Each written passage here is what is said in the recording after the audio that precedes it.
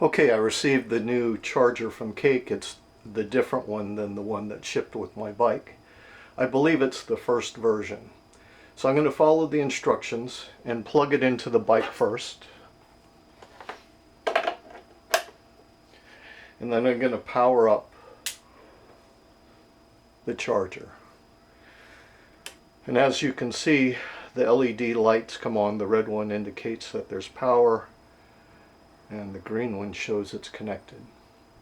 The thing that's interesting right now is the battery's at about 56%, so I would imagine the fan on this should be on, but it's not. So I'm going to give it some time, let it run, but I think the charger is not what the issue is.